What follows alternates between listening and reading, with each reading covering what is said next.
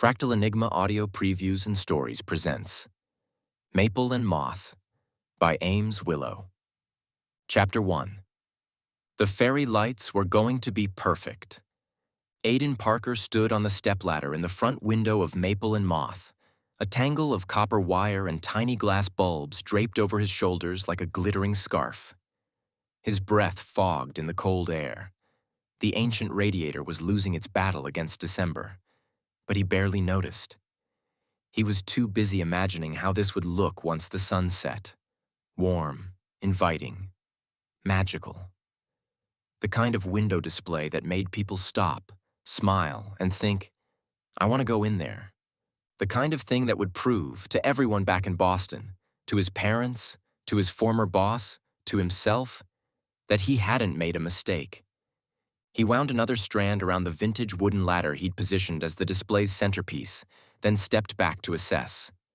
The lights blinked in a cheerful, rapid pattern, reflecting off the mason jars of cinnamon sticks and the hand-lettered chalkboard sign that read, Local. Cozy, yours.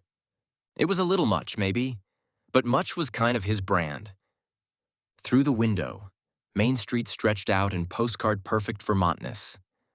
Brick storefronts with cheerful awnings, antique lampposts strung with evergreen wreaths, the kind of small-town charm that had made him hand over his entire savings account and sign a 5-year lease on a building that probably violated several modern safety codes.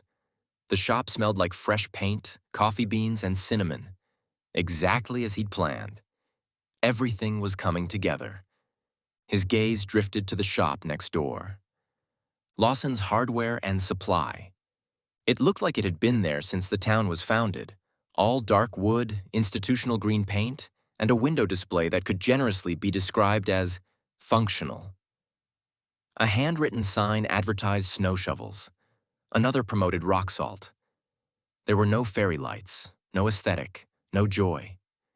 Aiden felt a small, smug spark in his chest. He was going to be so much better at this. The sharp jingle of his shop bell made him jump. He turned, wobbling slightly on the ladder, and his heart did something complicated in his chest.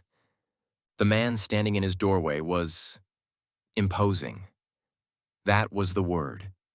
Not tall exactly, but solid. The kind of build that came from actual labor, not a gym membership. He wore a flannel shirt over a thermal, sleeves rolled to reveal forearms that looked like they could snap a 2x4 in half.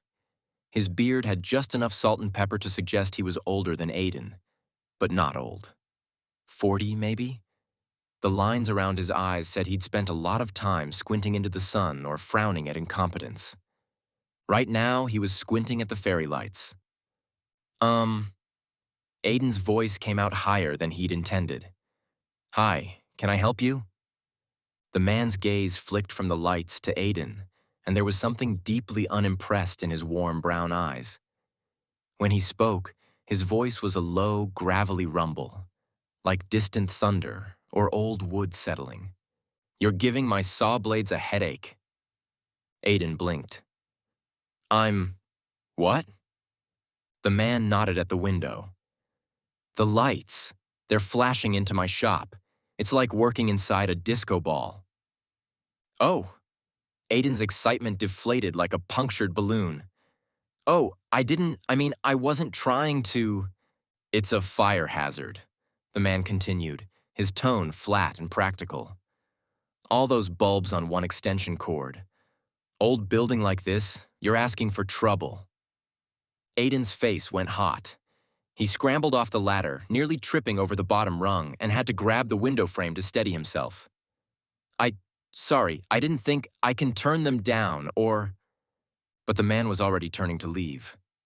Just keep it reasonable, he said over his shoulder, and then the bell jingled again, and he was gone. Aiden stood there, surrounded by his beautiful, perfect fire hazard fairy lights, and felt like the stupidest person alive. Through the window, he watched the man disappear back into Lawson's Hardware and Supply. The door closed behind him with the kind of solid, no-nonsense thunk that made Aiden's trendy glass door feel flimsy by comparison. He looked at his lights. They blinked back at him, cheerful and oblivious. His throat felt tight. This was supposed to be his fresh start, his proof. 3 months ago, he'd been in Boston, designing marketing campaigns for a tech startup that had laid him off via Zoom. Before that, he'd spent 2 years in a cramped apartment with a boyfriend who decided Aiden was too much, too anxious, too dreamy, too something. His parents had been sympathetic but skeptical when he'd announced he was moving to Vermont to open a craft and coffee shop. His mother had actually said the words, "Well, if it doesn't work out, you can always come home." He wasn't going home, but standing here, in his half-finished shop, with the grumpy hardware store owner's words echoing in his head, he felt very small and very young, and very much like the kind of person who thought fairy lights could solve everything. His phone buzzed. A text from his father. "How's the big opening prep going?" Aiden stared at it, then shoved the phone back in his pocket without answering. The sun had set by the time Aiden climbed back up the ladder. The shop was dark except for the glow of the fairy lights, which, he had to admit, really were reflecting pretty aggressively into the hardware store next door.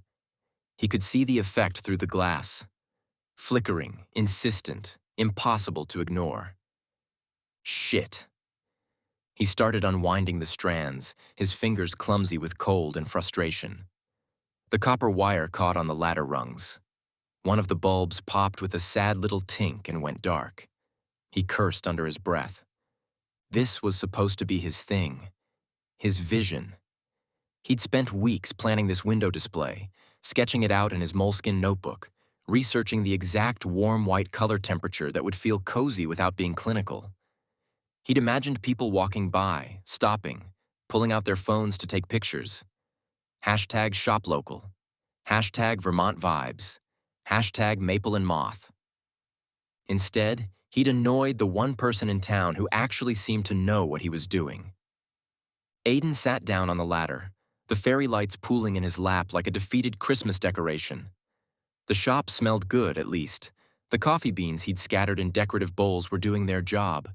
And the walls looked great, painted in that soft, mossy green he'd agonized over.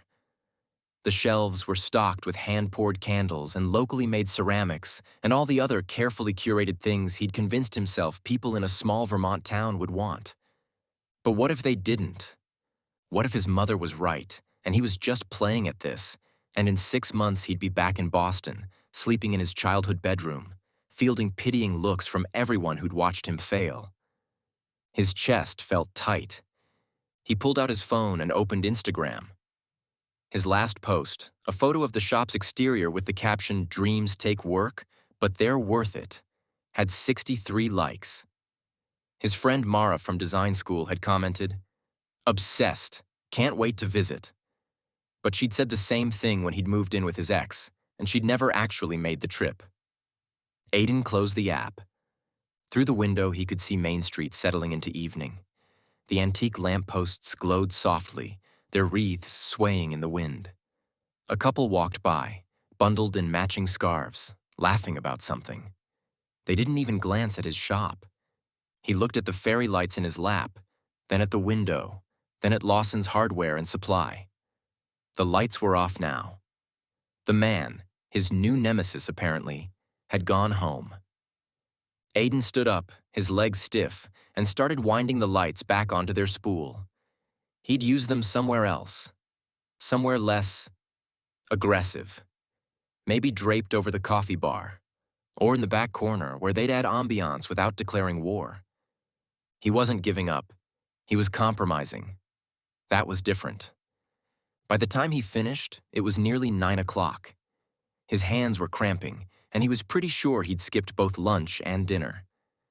The shop looked emptier without the lights in the window, but it also looked more intentional, more curated.